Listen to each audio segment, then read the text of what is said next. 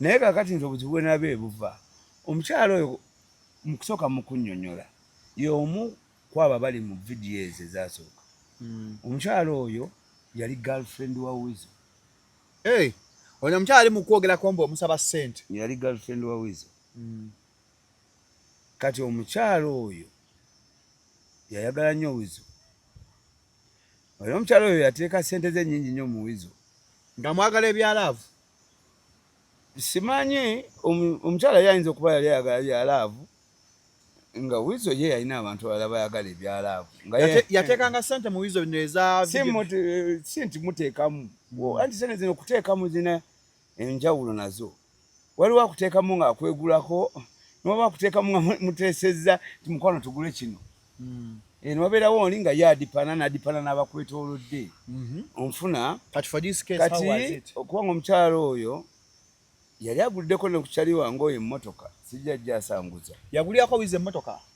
Edda ebiseera ebyedda emmotoka eyo Alani Chiwa bagirona mu bonde. Chiwa yali sivinga ssente ezo. Biseera ebyo Jeff yali manager nga Alani ye assistant manager. Alani oba mukwano gwo Alani yali ampadde ku ssente. Alani mugagga yagaggawala naye by then nga Alani mukwano ennyo waaki w'omuwala era nga Alani ya blocking omukwano ogwo. Nga ye bloka yagatta omukyalo ono. Twafunayo waliwo akayimba kakadonkamu akagamba twafuna Nana Herbal Mouthwash ly'eddagala ettuufu lye nnagakasa mu kujjanjaba endwadde z'amannyo. Amannyo gakuluma bw'ossaayo ekyokya oba ekinnyogo gagasanyalala bw'osenya ovaamu olusaayisaayi oba ogayiza ludda lumu. Senyesa Nana naye weegendereza abafere tebakuguza kappa mu kkutiya musange mu famasi zonna. Nana yakakasibwa National Drug Authority. Abantu bangi bo balowooza mu ddagala lyaffe ery'obutonde okuva edda abantu bakozesanga nkola ya kizaala ggumba. Mu India omuti guno gukozesebwa nnyo nga enkola eya family planning. Ate era naffe ku Biva Organic bangi batya okutubuuza temirayo nakyo family planning ku Biva Organic tugukozesa. Omuntu tujja ne tumulagirira bulungi bw'asobola okugukozesa. Ate enkozesa yaagwo nnyangu oil ono ayamba nnyo okukola ng'enkola ey'ekizaala ggumba ate nga yeesigika omuntu etajja kuleetera side effect.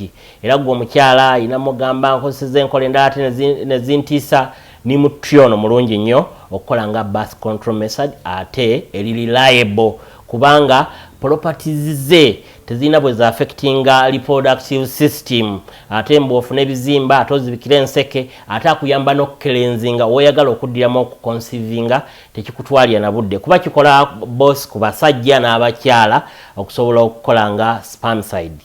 Kati gwe munaffe abadde yeteekateeka babadde ayagala okuba n'enkola yonna munakyo therapies osobola okukozesa ebintu Lubanjulira Katogo Collections abeegulidde erinnya mu kutikkula n'okutuusa engatte z'omulembe mu kibuga Kampala. Tusuubuza n'okutunda engatte za buli kika omuli eza gentle, sneakers eziri original ne open shoes ennungi ddala. Tusangibwa mu kibuga wakati ku Ham Shopping Ground ku Chains of Liberty ku dduuka namba CL37 ne 38. Ate mmwe ab'eggulu mwabalidde empanga tulina branch yaffe eya Katogo Collections ku street ya Jomo Kenyatta Road. Ate ng'eyo tulina kalonda yenna okuva ku ngoye ez'abaana, abakyala, abaami n'ebyomunju byonna.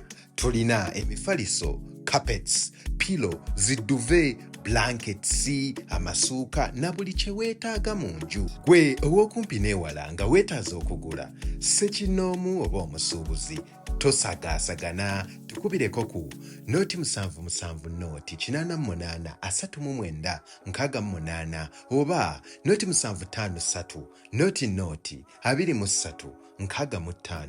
Darome Guluweng Obino Tracker. Welcome to Shalom 256. It's happening we tugamba. Katwe ekigambo is happening ngomanya oli ku Shalom 256. Bwatandika kusubscribinga, please subscribe, do so. Ate gwe subscribinga tabira okusoka notification bell ako waggulu nga ofuna every upload that we put.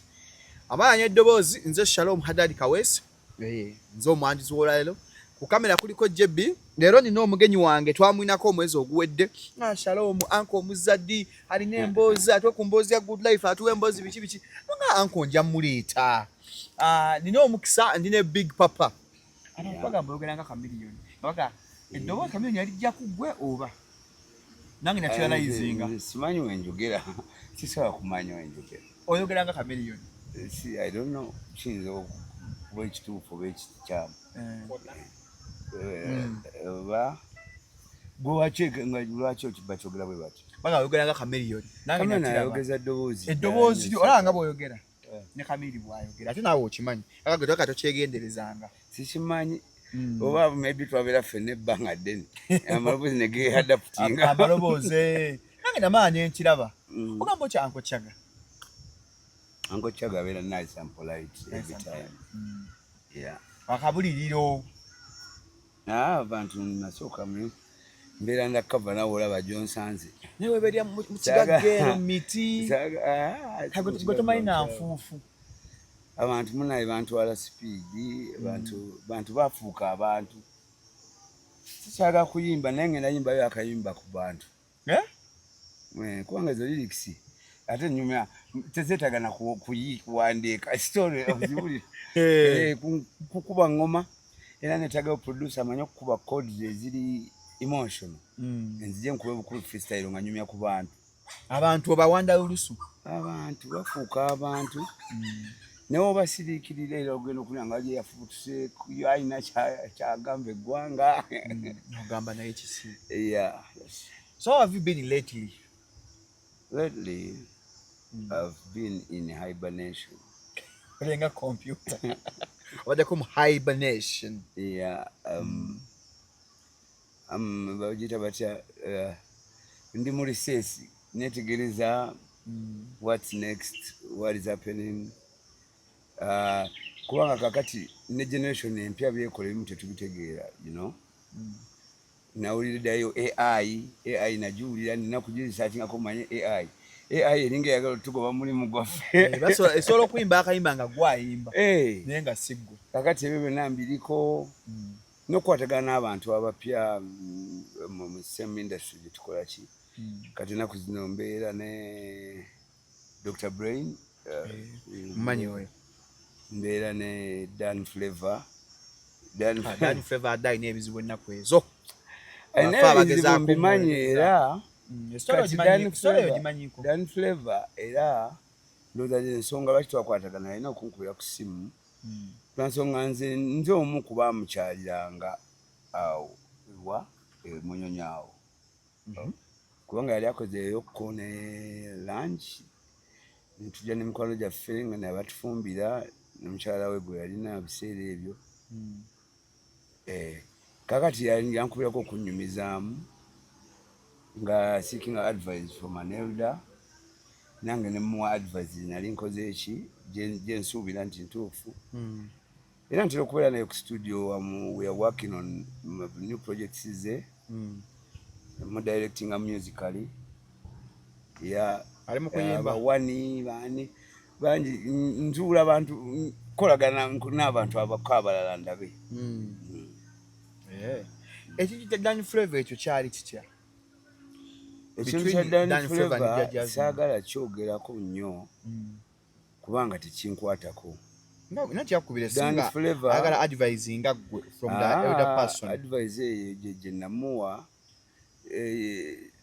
siyagala gidisclosinga kubanga Jasmine mukwano gwange Dan Flavor mukwano wange wekyoba omanya namu advisinga positively nakati bamunoonya zombi bamunoonya ate gwosiba naye bajja kujawa anamunoonya accomplish lija Jasmine bamunoonya bamwetaaga osiba ne bagenda kweta accomplish because you're with the suspect oba bamunoonya byabwe bamunoonya tasobola kubula kubanga muyimbi era ayimbira ku studio kakati nze okubeera naye nga mu studio nga tukola mirimu gya kuyimba sirina bwe bingattira mu bintu byabwe and I advise everybody accordingly. Oganya Dr. Brain, are you planning on your new project? On a project Jolly Nempia? Dr. Brain will connect Lwansonga. Tulina formula almost ezifaanagana lwakuba yange nkulumu. Dr. Brain is like Chaga wa generation yenu. Era twasinkana tukolamu ebintu tugende mpola Yeah. Okay, Dr. Brain. Ye chaga wa generation yen. Yeah. How valid is that statement? Ebintu byenkola mu music Dr. Brain byonna abimanyi. Era twasisinkana nampuliza emirimu gye. Nempuliriza kati nensooka ndowooza oba omuvubuka ono alina abalala babikola nabo. Ne tuyingira ate studio yasooka kumpuliriza emirimu egikoze ne mulaba nga formula z'akozesa nga ze formula nange zenkola ki zemmanyi. Music ono alina formula, alina akatiba. Kyovula abantu abalina akatiba si bangu oba ku kamiliyoni omulaba amanyi yali yafuna akatiba. Ba radio balina akatiba ka abantu waliwo akatiba kokozesa. There's a difference between a good song and a hit song. Let's go into deep. And not every good song is a hit song. Ate waliwo formula nga formula emirundi egisinga ekola hits ekitegedde akatiba ako newabeerawo formula endala nga esookola nsobola okwogerako ne Roger wano katono natwa mu interview sooka ozikizeemuko negise mu silence emekusuula gintiremu nona Samsung ey'amaanyi nje ndi waki ndi siri w'amaanyi oli w'amaanyi akochaka yolwokuba abantu bannaffe gwenze ndi wakabi embalabala wano ng'abantu abasinga nze yabagiriza bebakola just okuba bamumanyira bamanyizi mbala industry nembala ng'abantu abasinga nze yabaleeta nga at least nina kye nali musomesezaako mu music industry naye bansanga eno bansanyukira nnyo bwebadde eri tebanjogerako tebakusiima baleka basiima nendabika nange kennyini nswaza okunjogerako I don't know lwaki kati omuntu nga Levikson amanyi okunsanga nansanyukira nnyo naye simulyangako naye baŋŋamba interview bazikola Levikson twava wala nnyo eyo ne bapita miles Levikson omunyako omukono mu kuyimba gwenze gwe nkumbulira gwe genda okumukoleko interview mubuuze kikyamanyi ku kyaga kiki yali amusomeseza kiki yali amuyigiddeko nkubambe Levikson nkubambe baani bawininwaji wininwaji naye gwe amuleeta mu kuyimba olimba lwa wininwaji ezimu waliwo olikyo gwe nnoonya n'otulosifuna ezo nze yaziwandiika gwe wandiikira nwaji akayimba ako enwaji kijja kugula sitole ze blood wange nnyo tunyumyamu ngeri najja kukunyumiza engeri gye twasisinkana n'engeri gye namu receivingamu nebye namugamba netutandika okukola n'abaswangs avenue bali bamusayininga essimu gye bankubira nga baagala kumpayo ku ssente ne mbagamba nze nakolera bwereere sibanja katozeetaaga kati nga bageeka tutwagakuwa eyo tuveeyo oba nzeetaaga oba sizeetaaga nze nakola omulimu gwe nali njagala okukola era gwe natumibwa okukola. Twogera a difference between a hit song and a good song. A song can be a good song, yet it's not a hit song. Kakati kankikuwe bweti omuntu ayinza kwogera ku kufa nga it's a very good song lyrically ng'owulira naye omuntu anyumiza okufa it can become a hit song lwansonga buli muntu atya okufa ate nga kiri naye ng'ate mu mutima gwakimanyi nti alina okufa kati oluyimba olwo alufuna n'aluwuliriza emboozi eyo naye terusobola jjajama nnyo nti hit song waliwo emboozi gy'onyumyako n'omukwano gwennyini oyinza okunyuma ku mukwano n'onnyonnyola omukwano mu ngeri ng'eyengeri ng'erina abantu beetachinga emitima naye nga si nti mulimu hooks kati okay hit song olina okumaximizinga hooks sinange kijja mbinnyonnyola banaye sijja bisomeseza wano tugende ku kibuuzo ekirala biwanvu naye kakati omuntu omugayizagayizamuko kyekintu omuntu kyajjukira nti ng'oba n'omwana nga baba agenda ku luzzi nti n'olimba ne waluwulira emirundi ebiri mulimu akantu kakuttemu kajjukira. Twalamu ekisinawo samuna naye twalamu ng'ekikolanga samuna ojjukira akalangako twali bato naye ffenna nga tukamanyi ng'okakwata kati ye example of a hook. hooks emirundi mingi hook eyinza okuba mu kivuga nga wawulira olumba lwa mama Mia lutandika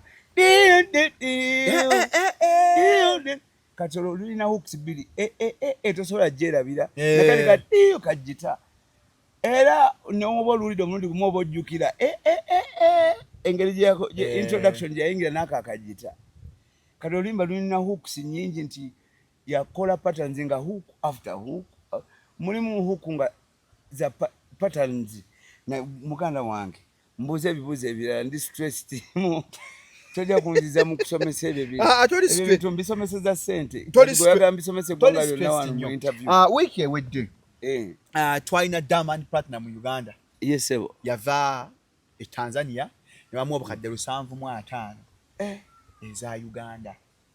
What is your take on that? Nekino kyera nakyogerako kodda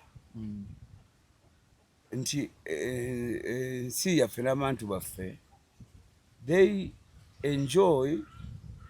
don't like their own, they just enjoy their own, naye bo basuubira nti ekyabwe kirina kuba layisi. Kyova olaba nti nno Latif Design asobola okuba atunga engoye Lucky Dube kati nkugeza kwanga yatunga olugoye Lucky Dube lyaperformingiramu wano nga tannafa. Lucky Dube n'ava South Africa n'alaba design ono nga wakabi nnyo n'agamba ekyo kyongeno performingiramu nakisasula ssente nyingi naye Munnayuganda wagende wa Latif Design ate ye ebintu bya Latif abiraba nga byo tebikoze eki tebimalaayo nti ate ne waba byagadde sente zagamba okuwayo Latif abanga amujerega bayagala Latif amwe byabwereere kuyamba buyambi yabanga ayamba nti okumwambalira ki engoye ze naye nga Latif ffenna tumulabye bamwagala Italy bamwagala Holland America yonna akola ebyamagero n'olaba stage zatungirako engoye ezo bazungu bakola ki bamwagala talent bwetu mu Uganda terina agirina omuntu atunga olugoye oba mu seconds mmeka omuntu n'alwambalira awo yatungira kaws wena ku Serena naye tebagala mu embracinga naye bajja kuddira omuntu ng'alina ebintu byajje China nga bitadde wali bagende babyambale addeyo China atekeko amannya gaabwe naye ng'ekintu waliwo wano akikola wano nga kisobola kiri original kisobola n'okunyirira ekivudde China olina aveeri n'obalaba nga bwe nkugamba nti Lucky Dube sudi yayimbiiramu wano yagigula ku Latif n'amuwa ssente empitirivu yena naye nga amwegombya aba wano tebaagala bintu byabwe. Simanyi oba ekyo kintu batuzaala nakyo oba waliwo omukka gwe batufuuyira wano tubeere nga tetweyagala bagire bata Elio Spray kiri kuffe ng'abantu bro wano wali abaana bayimba nga Diamond Platinum ne bamuyimbiramu ayinza okudduka emisindi wano mu Uganda olwana asinga Diamond Platinum okuyimba kati Diamond Platinum ayinza okuyimba sijja kugenda ate mu basaha abo bamusinga by far tugende ayinza okuyimba okwenkana unknown Diamond Platinum now the question is lwaki unknown talinga Diamond anti ensi ye temuwa platform egendayo ba Diamond Platinum okimanyi ne government eba sponsoringa tekiwulyangako nti yani yava ku Diamond Platinum oli wakanyama Harmonize alina kayimba ayimbira na government bamuta Harmonize tomanyi nti government ebyo n'amanyi ennyonyi ne babrandinga kubanga bali kamiliyoni singa bali aweebwa ekitiibwa kyasaanidde oba n'okuweebwa sapoti ate ba Diamond Platinum akimanyi batannyo kamiliyoni naye ng'ate kamiliyoni yeerwanako Mani Solo nga ye kamiri yatobanga ye aliko amaanyi ag'enjawulo okitegedde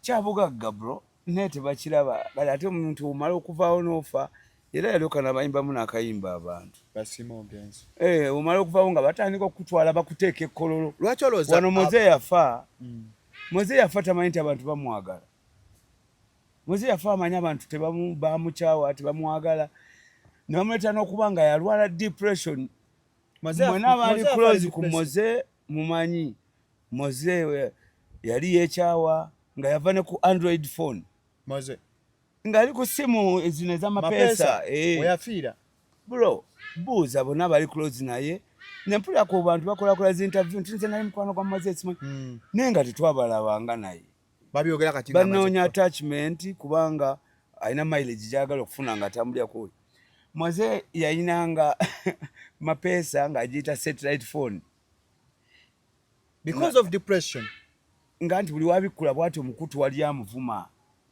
buli wabikula n'alaba onaamuvuma n'alaba ne muganda wange Sendi yali omu ku kozi ya depression ya Moze.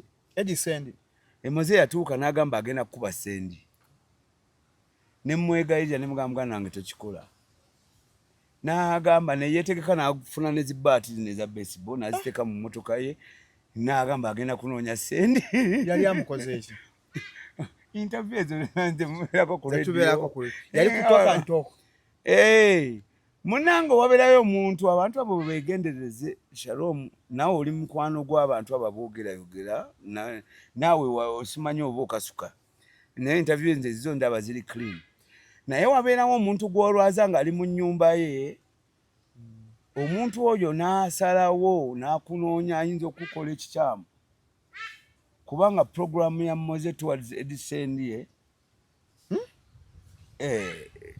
ne tumuwegayirira n'agamba no bino ebintu nabikolerera tamanyi nti nze nabeerako mu nnyumba ng'enkuba etonnya uniform zange nezitwala enkuba ne sitagenda ku ssomero amasefuliya ne tugalaba nga gambuka mu bbanga nga kati wano wendi ayagala nzireyo wali wenali ewabi I'm going to harm that man nengamba banange mutuyambe nempita aboogerako naye nayita omwami Shepherd nempita omwami by then bamwitanga Najib Gandhi kuba Najib Gandhi yali mwami wa kitiibwa nga bamutya nga Moze amuwa ekitiibwa waliwo n'omulala bamwitaani Bugembe omwami yalina edduuka we Katwe ng'asuula bintu Japan tumuyita Sacho Sacho linnya linvuddemu manyi mwana n'obayitaayita mukkaawo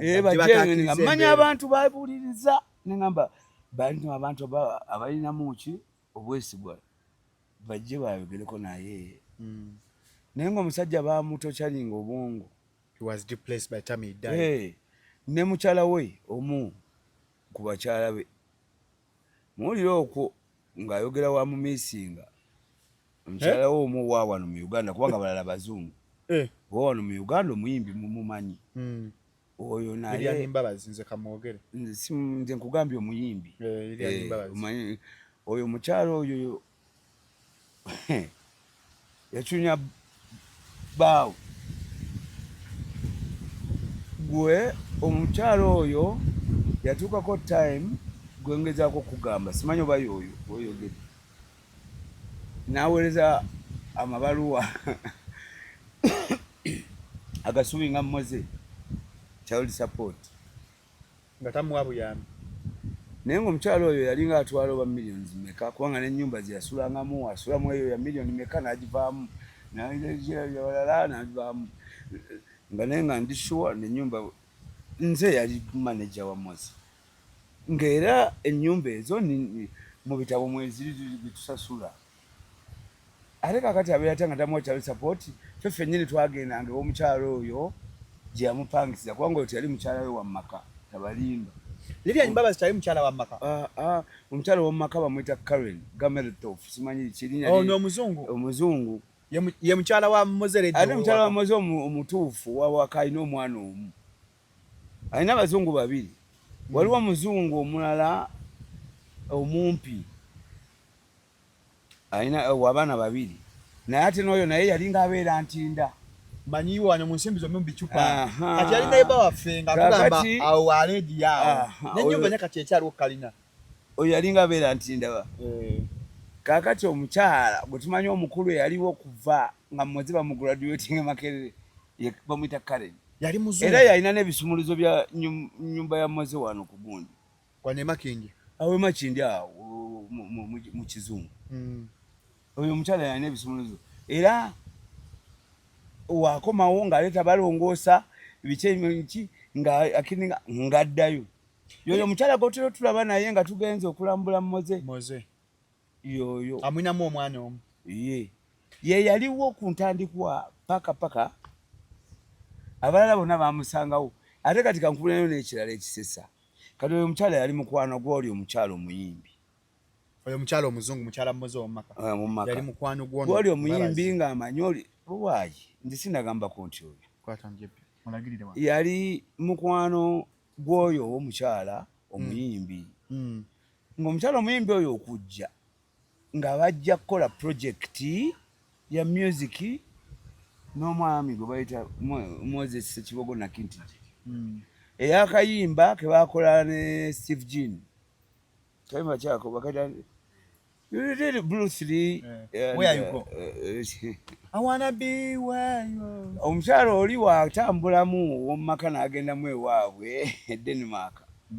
Ono n'eddiza ensolo ya mukwano gwe. Eriani Mbabazi ye yabba Moze radio.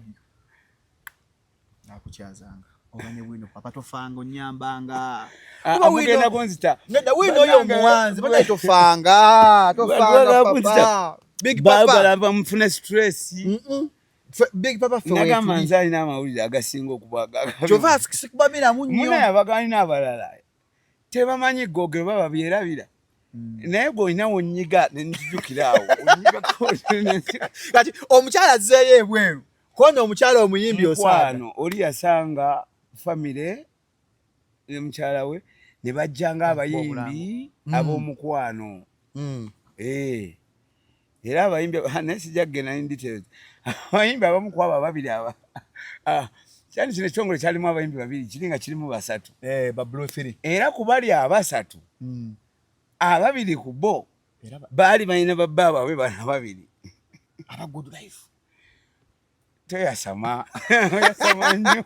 Oli ku Shalom 256 is happening we tugamba banetera subscribinga gwatanda subscribinga mbajukiza abakatogo collections basangibwa okwama ku channel of Liberty tawa eddaye duka CL 37/38 basubuza ebyo mu nyumba carpet simi paliso n'engoye ezakabi muri content creator bakuambaza nga shootinga video bakuambaza kwa ku 0770883968 ate mwe group basanye ku Jomo Kenyatta Road kwa ku simu 0770883968 bambaza content creator wano tuli olwaleero era kifo kya Uncle Chaga agala shootingira video agala okulyawo interview tujja ba twali namba mass eyo ne tutambuza nnyo mpola balina bantu balondemu abababiloni bajja kujja wano. Uncle Chaga, why do you think Ugandan artists have failed to brand themselves as Diamond does, or as the government of Tanzania does for Diamond? Me, I don't know, because I'm an artist as well, and I'm an artist manager. We've tried all we can. We are speaking as a manager. Kali gwe kankubuulireko blood. Ffe twagendako okukola video, twagikolera omutwalo gumu. $1. Video y'abaledi anduizo okimanyi erimu ekiwuggulu. Bayita bacha. Erimu abantu bwana nga buzina ku street. Kayimba bana embwera kerabidde. Erimu ki oulu. Erimu akola nga kazi nawe bali mudungu. Bale music ava mudungu. My breath away. Asia mudungu. Okayimba bakaita nkachi. Street lights. Street lights. Twava wano ne tweteekamu tickets zaffe. Me and you. Eyo. Yeah. Ne tugula tickets zaffe. Ne tupangisa hotel. Ne tupangisa abasajja abakola video babayita ba Tough Sunday ba South Africa. Ne tugamba naye tulina okuba international eno tujogolozi. Akayimba ko ne tukalonda ka street light ne tugaa kayinza okupenetrating. Bali ba Tough Sunday bo batujjako mudda. Naye nga naye nga expenditure yonna ne yaffe naye era yatwala omudda ki emitwalo ebiri ejja nga we tugenda. Kyenyiza okwebaza waliwo omwami Kyeyune owe South Africa. Omugagga Kyeyune. Oyo Kyeyune yatugulira engoye. Nabatuleetera ebisabo by'engoye bingi ne tugenda tukole ki mushutinge video. Video eyo ne tugirinamu essuubi ne tugireka nga tufunye contracts ne South Africa wazo na byonna biki ne tudda wano. Video yagaana okukolayo wadde dakiika neegi. Video gye mwaja kamu emitwalo 2 ejja $. Teyakola wadde $10,000. Ate kati kyogamba yenkana bread and butter gye twakolera wano oba kakadde kamu babiri. Bread and butter. Eyinza okwenkana zino zetukolera wano ez'abakyali baffe eza $5,000,000. Okitegedde. Kati emitwalo ng'ebiri. Emitwalo 2 teyakola wadde. Kati okwekakaba okuddamu okusonda ezo sente oddeyo nga ziri zifudde. Omufuna ogwamu n'amaanyi. Kubanga twerekereza ne tusibalondi kati tusimbudde. International eno. Tukakase. Nammwe gye mbulye Uganda.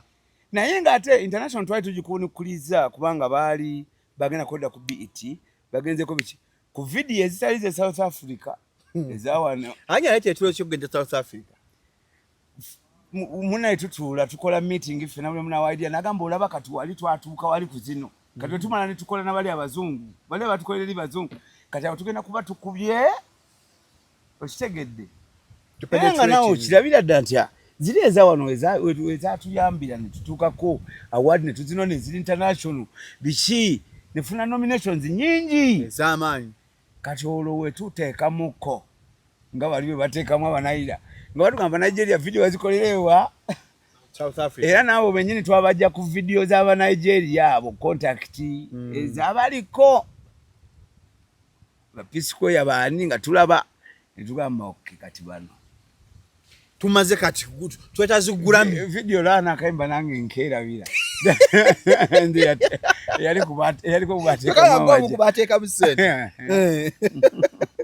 Oh, speaking of branding and videos and all that, Bebe Cool of recent, that was last week, yatufulumiza album ye ya Break the Chains album. Wajiwuliddemu? Nagiwulira. Njiwuliddemu emirundi mingi asooka nagituplayingira ku lyato ne Peter Miles. Ate ne Bush gwakola naye ne Bush alinga mutabani wange oba muganda wange oba muto wange. Bush nkoze naye noyo Bush naye nzo mukuba muleta mu industry. Bushington ngeno mubuze yandetyako ne kuvizibu oyo ngavudde kusome. Bush oyo kati ate yakola ku project ye. Kati ebintu ebyo namba mbigoberera kubanga njogera nabo.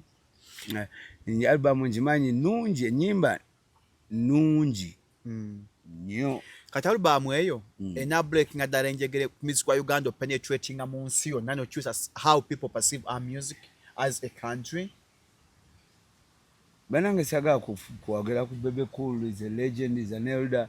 Yeah, we analyze. Naye nganze kanchogereko nganze just simanyi oba kye kituufu oba kifu owandowooza naye nga album ennyimba ezimu nnyimba nnungi nnyo naye waliwo ezimu nga tezimufaanana by virtue of age and time gyamazeewo. Nga omanyi waliwo olimba lwoyimba nga lukufaanana ne bagamba ekyo kyaga kyalina oyimba kane mala nyimba gifunkule giteekeyo gindage kubagamba mala n'oyimba ennyimba nga tezikufaanana nga Bebe Cool abadde legend okumala ebbanga ddene ko nga Bebe Cool yasooka ne Chameleone Kenya era Bebe Cool yayambako nnyo Chameleone Kenya. Naye nnyimba nyinza okuba oba ndifala oba mind yange ekyali gwatannaba ku adaptinga nkuba mpya. Enkuba mpya naye enkuba empya eyo kakati unknown nonsi nukwesenya unknown manyi mu following nnyo mwagala kakati oba final oyo mwana final lesi nomwogerako oyo mwana amanyi ebintu bingi naye amanyi formula final ina akatiba kati final abaddewo ebbanga ddene nnyo ng'enseganyo mukkiriza nakiwulirako ekyo. Final ennyimba z'abantu bangi nnyo final z'abadde awandiika nga zihit naye ng'ate teri amumanyi. Naye ng'era tusinkana ne mugamba gayigo oli wakabi Katonda ajja kukola ki kutaa akuggyeko engalo nga tunyumyamu. Final naye alina akatiba abo be babiri bemmanyi abalina akatiba final ne Dr. Brain Bayina akati anti omuntu abanga asobola kuwandika hip hop awandika R&B nawandika nga bano asobola be executing properly kati nze ndiwo abataka underground okimanyi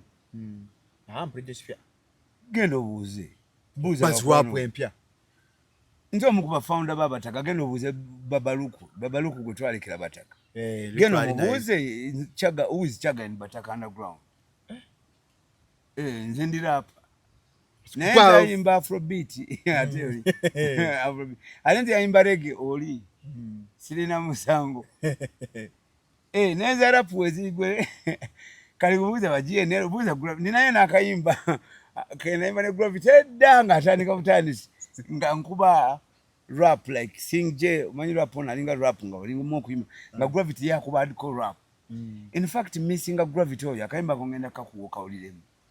You miss that Gravity of hardcore. So no Gravity no go. When nakuzifuka Afrobeat which. Oli Gravity wa real hip hop. Ogenda muri engeri je yali flowing bro. Naye tomunenya nange ekyantula mu Afrobeat okimanyi. Twakuba rap mu Bataka omu ngo tuyimba ku Deviate ku Sabrinas. Yenga tunezigwa olubege ne zigwawo.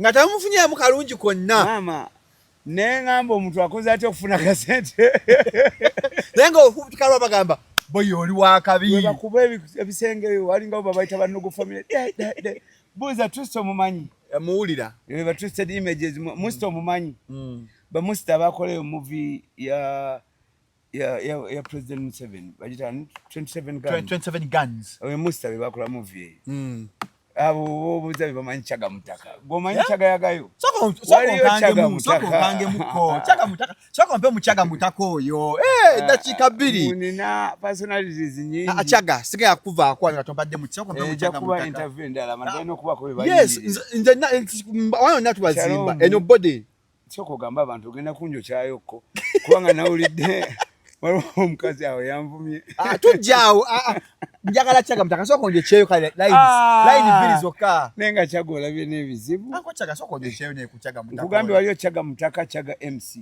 kaso mbe ku Chaga Mutaka soko mbe ku Chaga Mutaka gende wa gonda kunyonyole Chaga MC navyo kubanga twabona navyo bebali aba uptown nga fituli ba downtown inga competition eliao clear cut Bataka ojimanyi navyo amanyi bulungi Chaga Mutaka Chaga Boy MC njagala mpe ku Chaga Mutaka oyo njagala mpa nabera ngamba wabuli kimu mumpe dakika 2 ebyo kambyerekereyo buli mwezi wa interview esigale ekyatambula abantu baagala Chaga ate goli no mukisa bro nze manye ebintu bingi nnyo kulinda suswe ne ku bantu nze muntu yakabera mu bitongole byonna ebya music naye nga teri ampalana manager muyimbi ngamba ne mu bitongole okimanyi ndi wa Firebase eze okimanyi nze prime minister wa Firebase tebalondanga mulala kati gwe prime minister wa Firebase obalirondo mulala bajja mundaga naye as we speak okyali naye ng'okimanyi nti nze Leon Island 002 vice president wa Leon Island yenzi okuvaako kamilioni kuddako nze Leon Island nze 002 simanyi namba zammwe fetuliyayo mitwalo baba recruiting azena recruiting mu Leon Island ate mu Leon Island ogiraba eyo Leon Island ninayo nnyo kati Leon Island kyemumanyi Leon Island baba recruiting nza recruiting oli boss wange tebamutawanyanga buli muntu batawanya Chaga kobere ngolese mulimu boss wange nza amanyi okwogera n'abantu nza ina public relations gwe PR akamini the vice president the PR the manager nga tetuna recruiting aba manager on recruiting Amfre Muganda we yafa awo Amfre naleeta ate Jeff ofuna naye nga nze ne Kamili twatandika Leon Island nga tugirimu aba babiri nga tunane ngoye ezifaanagana Latif design oyo febe bantu yasoko kutungira nga twambale masuti agafaanagana ne kuliko K million nga twandika nga letter K nasako million then kuliko Chaga nga mwali bamanyi ngado kuba masuti gali ogamanyi namwe yagala okunyonyola era ngenda kunonyanga omwese gunnagwako tunye bantu bagala embozi zinamwe zino kale ne kunyonyola abakyala batutawanyanga naye otwali Kampala twali ba cute boy nga bateka mu sente kyova mate mwamanyira kukola nnyo kuba ababi Tukola asinga nnyo mwenna ssebo, tova no kwekyo balenje abasinga mwenna abakyala babaagala nnyo kati ebisamu ebisinga mwamala nnyo mubakyala ate abalina ssente era buli amanyi wendaga mu interview eddako ayagala mwogereko tayagala mwogereko akuwe ssente ankubire mangu nnyo essimu abakyala bateekanga mu ssente awo nga muli bakamunyirira genda okebera ebifaananyi genda mu Facebook awo twali twazigendako dda genda ku Facebook za buli muntu gwe kugambyeko emabega olabe nga kyagaali eyo nyange Vice President Leon Island kigo kyobumanya nti Chameleone yakuba hiti teri muntu yali akubye hiti wano nkana ya Kamili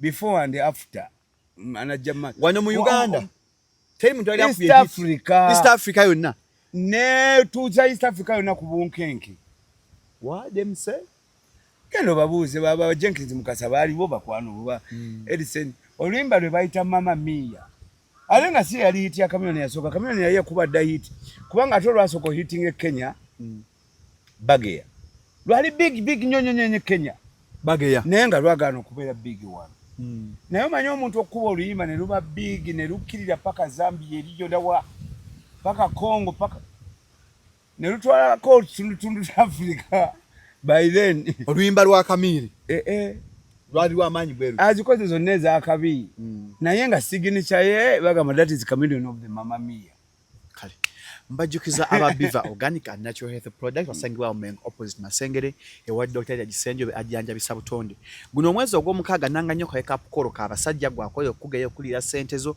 bakusekerera kuba ku 0752602427 namwe abalina abazadde magumba galuma sinuses alusanjagala sala mbiri biva abikola gende mengo opposite Masengere obuze Dr. Senjobe Richard wamukubire ku simu ye irini yagikwata 0752602427 Uncle Chaga chemboza abo bulango obo batusasula fembi basasula basasula Shalom 256 bebampa amafuta agandi kati nawo togenda kuddamu kunfuna bebampa amafuta kati gwalidde ku boda Shalom nange bigambo byembaguza tolowooza nti nobwongo buno bulina bulabirira obulungi obite angenda funayo support nga bemba njo kushootinga ampaayo kati okuva kampulidde ngoyisa mbadde sibigenderako nnyo mpulidde oyisamu biki nga ne fesi yange ate mweri mu kalango kati abantu togenda kudda mufuna interview nemu mpozi ng'ofunyeyo sponsor nga nanga ndipana ebigambo byange sebo teri abirina banoonyi mbozi yange yanjawulomu Uncle Chaga webale malina enyuma naye nga si byange nga si bya Chaga ebyangu Chaga byawukanira ddala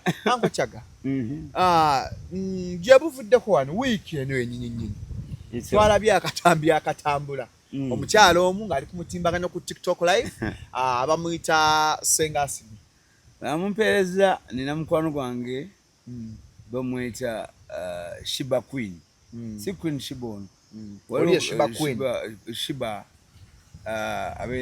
abeera Sweden yakampeereza nga naye obusungu bumuluma nga ngamba naye lwaki abantu bano tebesonyiwa Chaga nina emikono gyange nga totuwaamu nina emikono gyange nga bambi nga banfiringa musayi nga ebintu ng'ebyo ng'ate bo bibalumanye tebamanyi nti nze tebinnuma nnyo kiryawo bebakula tebekuma omukazi sogamba yaŋŋambye nti mpunyakamwa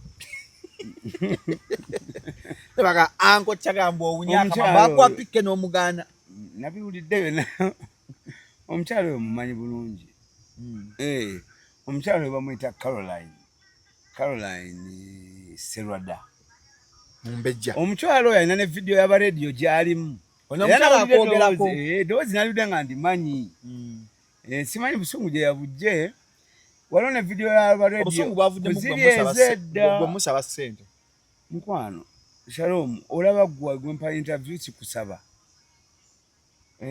kyogamba nina Shalom omanyi omutwalo wano mulowooza te oba tetulina famire mukwano nze nina abakyala nina abaana ate bakyala bange bagagga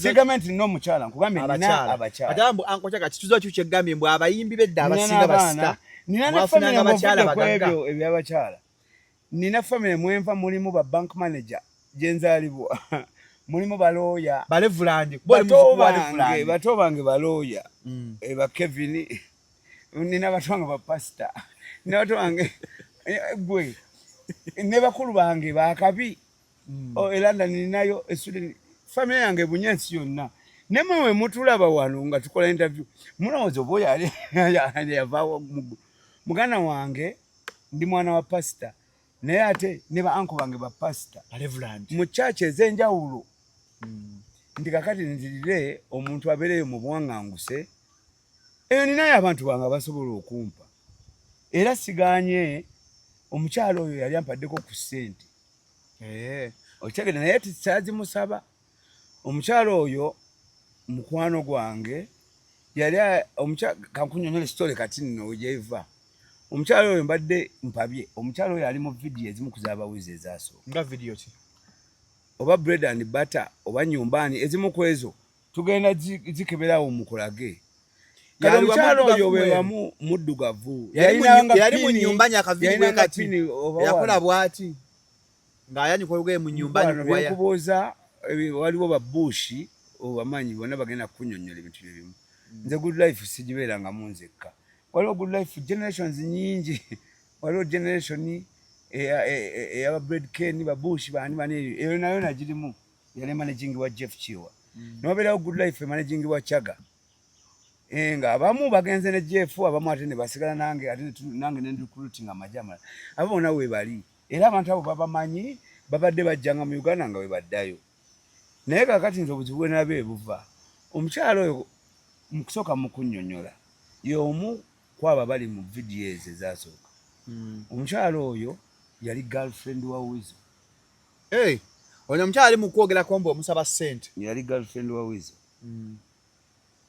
kati omukyalo oyo yayagala nnyo Wizo era omukyalo oyo yateeka ssente ze nnyingi nnyo mu Wizo nga mwagala ebyalaavu simanyi omukyala yayinza okuba yali ayagala byalaavu nga Wizo ye yalina abantu abalala bayagala ebyalaavu yateekanga ssente mu Wizo bino eza si nti muteekamu anti sente zino okuteekamu zina enjawulo nazo waliwo akuteekamu ng'akwegulako noba akuteekamu nga muteesezza ti mukwano tugule kino newabeerawo oli nga ye adipana n'adipana n'abakwetoolodde onfuna kati okubanga omukyalo oyo yali aguliddeko ne ku kyali wange oyo emmotoka sijja ajja asanguza yagulirako Wizo emmotoka edda ebiseera ebyedda emmotoka eyo Alani Chiwa bagirona mu bonde Chiwa yali sivinga ssente ezo biseera ebyo Jeff yali manager nga Alani ye assistant manager Alani oba mukwano gwo Alani yali ampadde ku ssente Alani mugagga yagaggawala naye by then nga Alani mukwano ennyo waaki w'omuwalo era nga Alani ya blocking omukwano ogwo nga ebulooka yagatta omukyalo ono twafunayo waliwo akayimba kakadonkamu akagamba twafunayo ne bulooka simanyi biki final akayimba ako kamanyi by the way nsanyusa okukulaba bro respect you so much I like what you do kayimba ako twafunayo ne bulooka nani kakadongo kamu kabasudde nkaka kabasudde bakatamega etwala kyekyengera okuba bulooka w'omukwano gwabwe nze nenvako mu Uganda nengera n'embeera eyo era njukira lumu nali nva mu America omuwala oyo namusangana ku nnyonyi mwana nsanyukira naye nga simumanyi anze nenkomawo mu Uganda nemala okukyusa engoye neŋŋenda wali ku good life ennyana manga batumaze otandikawo good life bulungi njo ngenda okulaba omwana gwenzize naye ku nnyonyi ng'ate musangawa gwe nyinga akulabya ne mugamba gwe tuze nagamba ya biki nefuka ba mukwano naye kati omuwala oyo afuna sinze nzeka gwe yadipana adipanya buli muntu yena gwalaba ng'oli mukwano gwa Wizo akuwokya omwogerera ebirungi ewa Wizo teza alyagala Wizo byalaavu ne kakati lyeddalu lyagudde ne kati akyagala Wizo ng'ate Wizo kubanga yatuukako mukwano nza nti bamweta bampita nina olugambo oba bampita olugambo Chaga kakati omukyalo oyo omulaba kyatuukako Wizo n'afumbira n'alaba nga tajja kusobola relationship ya Wizo nani na Sandra Teta ngegene n'asalawo abeere omukyalo ow'okubiri tugende mpola omukyalo oyo yagamba Wizo sifudde adona Sandwa Teta nze nfula namba 2 Wizo yamublockinga ko ku masimu nga alina okunoonya bamufunirako bebaffe fefe nyini nga wekanga akusulide kakadde ku simu kali nze ndi mudofa nti nkazeeyo ndi mulagwe wa ddalu wekanga nagamba nakulaba olina akawala bambi akalungi akakufaanana akawalako kati njagala kaleeta wa mu America tabeera America abeera Norway naye nawulidde mwaka kantu alinga agamba America simanyi oba relocating akoza long time simuwuliza kati ennaku zino line ebbanga mbadde muwuliziganya simuwulizanga kumala ebbanga ddene nakoma omulaba yali azze mu Uganda ne sister we mwaka ki kati ne balwana ne bafuna olutalo ne sister we nga basula mwaka ki is it 2 years ago that's 2023 towards the end of 2023 kakati era kwa olunaku nansanga ne Wizo yakubira nze twalineyo munyonyo nti ali mu Uganda biki ne mulagira we tuli najja natanyukira era natukolera omanyi WhatsApp wa maja embeera agitereza akasanga embeera agiteekawo sawa embeera kakati nga alina apartment gyabeeramu side wabayitayo Muyenga si Muyenga zikabalagala somewhere in between there kwa oluguudo oba Bukasa olwo luyita oluva wano kugundi ku Gaba Road noyita eno lyokusobola okugwe Muyenga nga tugenze eri Kabalagala obeeyo somewhere kakati afuna olutalo ne sister we amuddako okitegedde nze mpitibwa nzijenga omuntu amakola ki amanyi okwogera bulungi n'abantu kubanga nze ndi friendly n'abantu mbakola ki mbagattaganya ngezaako bagattaganya nange binnemene nanziruka kati awo n'ebyo ne biggwa ntuddamu ne twogera ne ku ssimu bulungi ngazeeyo obuzibu kyammanyi we bwavudde Wizo oggulira Sandra Benz yamulumya omukyalo oyo kati yanajjukira yali agudde ku Wizo Benz otegedde nti Benz ekitegeezo bimanyi omukyala yagulya ko samya nnyo I'm getting from the horse's mouth ekigambo Benz sinakyogerako nothing ngamba I want to get from the horse's mouth nze nkimanyi omukyala yagulya Wizo Benz ML ngiwagezi kumaawo endalo jajiwanyonyola anedda njagala kakati simanyi nze munaye bukambwe gyabwe mundeetako naye nga kyemmwebazaako nti yambuulidde nti mpunya akamwa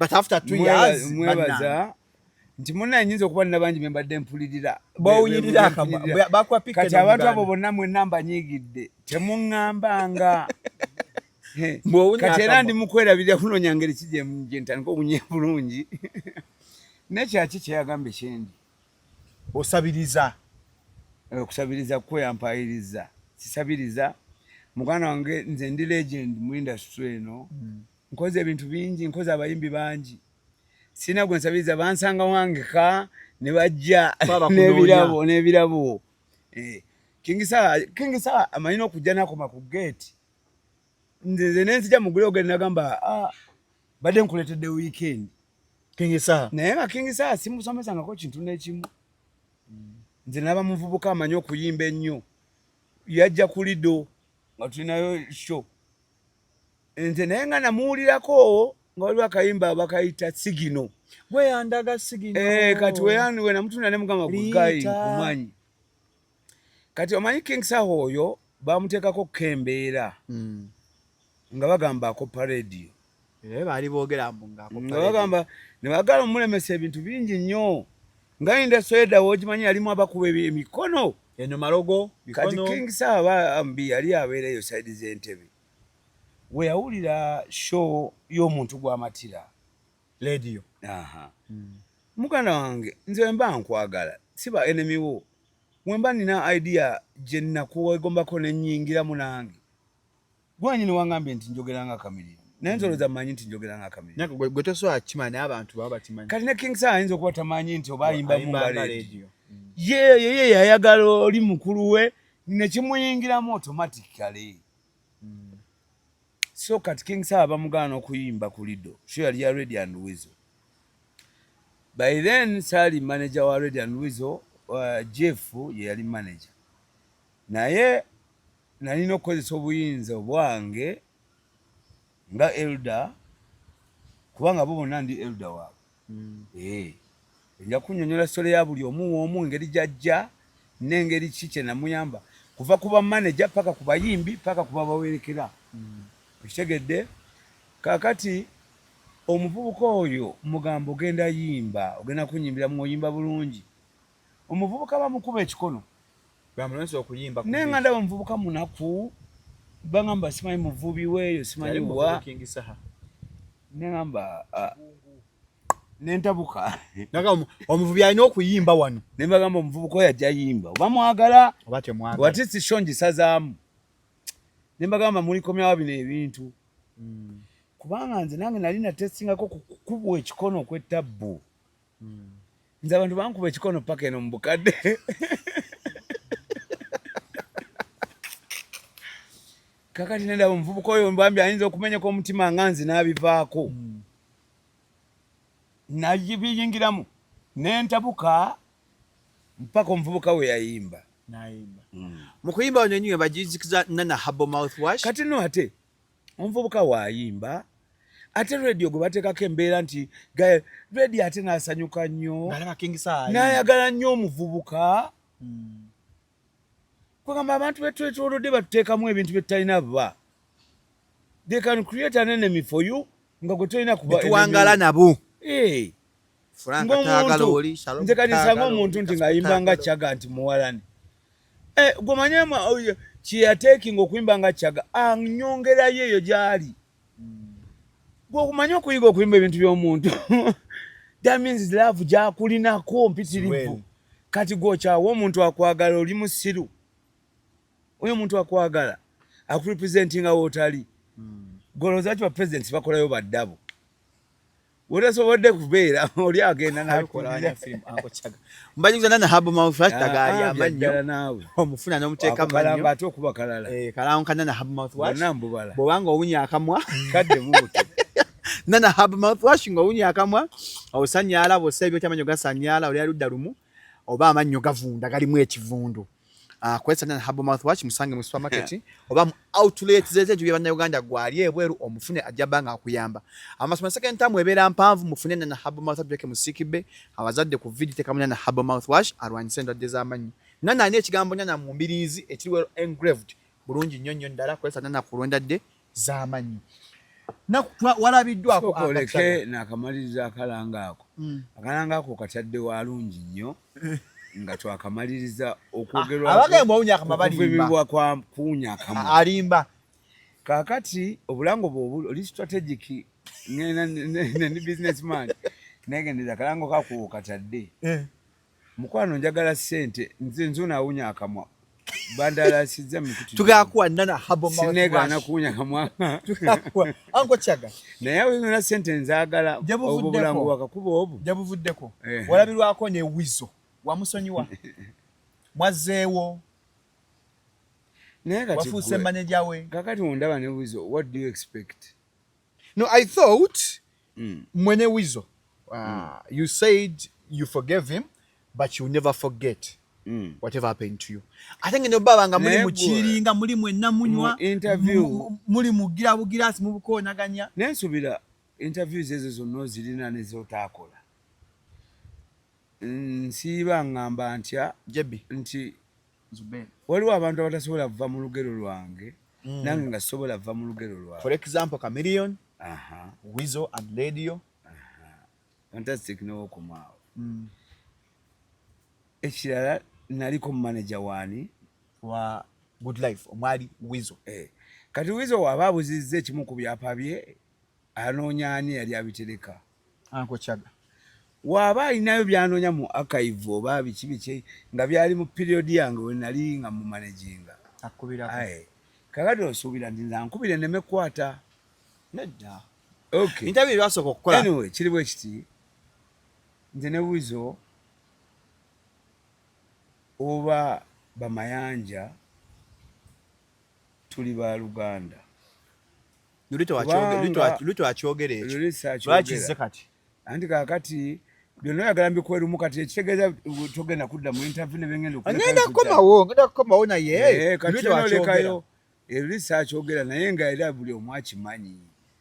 Mukwano abantu bano bolaba bowa interview zino bamanyi buli kye tubabuulira lwakuba babeerabira. Bamanyi olunaku lwe basooka okundaba ne Chameleone. Bamanyi olunaku Chameleone lwe yasooka okuyimba ekigambo kyagajagayo kyali mulimba beikali ananyomba bintu bya beikali yagamba kyagajagayo wakayi kati era oluyimba olwo luliko emyaka gye lwafuluma wogenda ku YouTube. Ale ku YouTube siri nawe wafuluma luba lwafuluma before naye edda twalinanga okunoonya akuteeka ku YouTube. YouTube eze 2 ne batubbaawo simanyi ba Flobaline baani abantu babba sente nga bateeka ku channel zaabwe ba Ericom yabagagawalako oyo Ericom naye nga Ericom DJ Ericom yakola sente mabibi ya Uganda mwagala nnyo Ericom oyo mulaba yakola sente naye Ericom omuntu okuba n'amagezi obasooka okuba n'amagezi si musango. Atuve ku Ericom ebintu bye twali tubimanyi awaayi nti njagala kwogera ku Ericom oyisiza obulango bwo wano simanyi bikino obukozesa tata gusinze gomanyi bye njagala okunyonyola Ericom nyonyola Ericom oyo omulaba mubanja simulinako buzibu kubanga Ericom mugezi kale kankunyonyola Ericom waliwo bajja abantu nga batubanja ku Good Life nti tetwayimba ku mbaga nga batusasula embaga nga tugamba naye mwawo temutusasulangako nti embaga yaweddeyo ku weekend manager nga temwazze twabakubidde essimu manager wamwe n'agamba mujja temwazze nga tugamba manager waffe kigwe mwayo ate nga gwe manager nga bagamba naye bantu mmwe mutuddize ssente zaffe omufuna bulungi muyinza mutya obutayimba ku mbaga bantu bekyanga nga abantu no babitiibwa nga tubagamba bannaaye sooka oleke mutuwa essimu gye mwayogeddeko ne manager waffe tulabe batuwa ennamba y'essimu ogikubako ngerete ekigambo DJ Ericom. DJ Ericom yakwata kulita yabaisa kulita laba kati DJ Ericom ebyo byekugamba byadda kati wawa DJ Ericom yali muyaya sente yazibawa DJ Ericom tumukubira yaseka busisi najjako essimu n'atubulookinga amaze okulya ezemba ate awo n'ava ne mu Uganda n'agenda naddamu musanga Egypt Misiri mbafalaawo ate nga naye ya Egypt azeeyo buzi ava Sweden kwegamba DJ Ericom yannema otegeera buli nsi omusangayo. Kati enkwaga ne Wizo yakomyewo njagala kukyamaliriza bubaka wa DJ Ericom. DJ Ericom watusinga amagezi oli mugezi nnyo naye ebintu byaffe byotunze kwatayo ku busente kyaga tali bulungi omusasule ku mirimu gye gy'otunze ebbanga ery'emyaka emingi ennyo akuweyo kakuwaayo sirina wadde nti simanyi nina gye nsuuwinga simanyi biki oli muganda wange nsaba onkubire ku ssimu yange tesobola bula mwana ajja kateekayo onjokyeyo taata ku ssente zange percentage yange ogimpe kubanga tonjokyangayo wadde nendaba downloads alina ne page gye yakola eyakyaga yokka by DJ Ericom bantu ba downloadinga bagula omubali gwange njiraba taata byonna mbiraba sikulinaako buzibu omanyi lwaki sikukola kikureportinga nga biveeyo kubanga mmanyi lunaku lumu ogenda kujja ondipane ku ssente zange naye akomawo mu Uganda mwali ate nze mu Uganda gye ndimu mulaba kati obakambulisa ku mukutu tomanyi bbaala ye sigimanyi anya bbaala we sijja munoonya ku olaba gye twagenda eno okwata kireva gye bayita batya ebulenga awo kati bbaala yesinga okukwata ebulenga ebbala ebulenga awo kati fe abamu abagezigezi atutyo tuyita ku bbaala ye tujja yomberayo munnaye sisobola yomba naawe kyovula bubaka mbwesiza wa Shalom kwatayo ekitundutundu ompeeyo ompenga ne mulimu gwange okumanyi gwenkola bayimbi bange bawe show biki bwe bityo olina abayimbi expertise nina abayimbi sisobola kuggwesewa kubayimbi kati baani boolina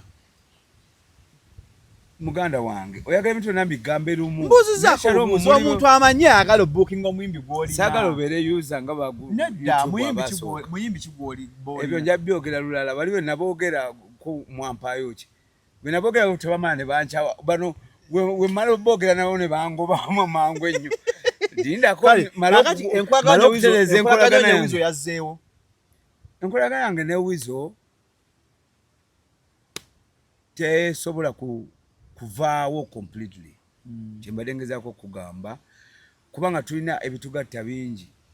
First of all, wizo nawonjawukana naye ng'omuntu wizo muganda wa Chameleone. Chameleone nze amuddirira mu New Island 002 kikyusibwa bonna yabalabula yantekako nagamba yantekako ne security abankuuma naye bankuuma simanyi naye mukama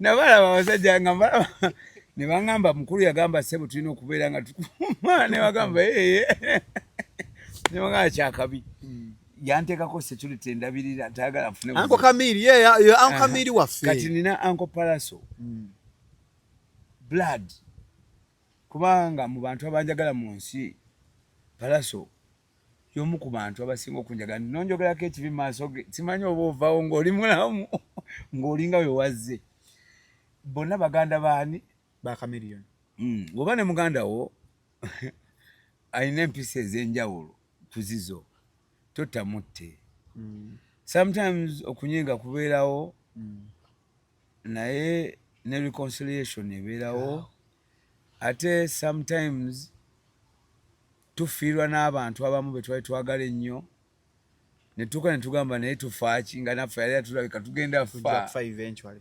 So we are all human beings living in someone's world, someone they call God. I love God.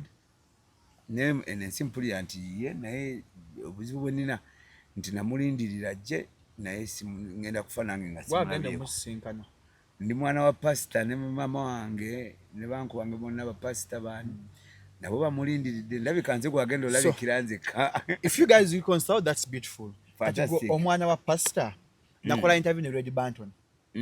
Red Banton yomujjukira. Red Banton mmanyi nnyo era mujjukira kali nangamba bino mbikubuuze nanga senga oba wakana ye waali obikakasa nti baakuloga andoga yagamba obimbuuze kati nange nenkugamba tobimbuuza kakati ogenda twalawo ekikye gwe oba otuuza wano omubuuze oba ogenda twalawo ekyange gw'obuuza kati nkugambye ebyo tobimbuuza. I was doing indirect speech. What I was told to do. Sagala kwogera. Shalo mu content gwe tukuwadde amala. Leero saga kunyumya ku. Tetugenda sukka wano. Chiro muganda wange. Today I want to be positive, kusanyuka. You have always been positive. Already ninayo eyamvumye. Owunya akamwa. Mpunya akamwa nsabiriza. Kati already eyo huku. Leero twatogera ku hooks. In a particular. Nayo yatabijjukira abebya huku omali huku. Sabo oyagala kutwala huku. Zonna milioni omulundi gumu. So tugala tandika interview ya Fedda Kongo mwezi gugwako ayi tuogeraawo. Yeah. Twaje ne Uncle Chaga. Atuwe embozi lw'abasiima ni yasiima. Tomukubira simu yakuba. Nange. Naye katondo ndo banange. So twakola endagaano. So dangamu okunkubira. Uncle Chaga so singo tandikwa bangambye nti bangambye wali nti nsabiriza. Naye njaga munsasule byange. Bakuwe. Nnyo kubanga nabikolerera kati wano sikoze interview mulitamu obulango bw'amannyo mulitamu biki. Kali onakugamba mpeyo sente nga mugamba Chaga asabiriza. Obulango babampa amafuta agandeetedde gy'obeera. Wabakuwa amafuta kati nange buli lw'onojje wange mbiyize kati. Alina okuba nga yakuwadde n'agange. Nze saagala mafuta nze nina ebirala bye njagala. Singa twali tukolera amafuta singa tupakinga ku petrol station yawo n'okola emirimu gyo gyonna ne bakuyiramu. Sibula abatulaba. Omukubiri waraga gendo yimbe wali singa mmanyi nyimba ze n'akayimba ku Total Wars ngwe bayiwamu engenda. Sibula abatulaba Uncle Chaga. Tubagala nnyo. This is Uncle Chaga for you. Tukoma ngo omwezi kugwako. Tubeera. Mwena abanjagala mbagala nnyo. N'abatanjagala mbagala nnyo. Siringani katolo wa nti abatabagala etabagala. N'abanvuma mwena mbagala nnyo mumpe ekyokuyiga mumbuulirira. Kati ngeyambuuliridde ku kamwa kange ndi mukuyiiya ngeri kijje nkakyusa akawo kaako. Nensabiriza ndi mukuyiiya ngeri kyoluseke gye ndukyusa direction. Mwena president wa Mukasuku yakuli akuiba enseke muzuku wa Ali Oseke. Kaseko ali Luseke. Sibula bantu. Sibula. Wana watuliza mbagala nnyo, same Chaga, same spirit. Chaga polite, Chaga ever smiling. Positive vibes. Respect.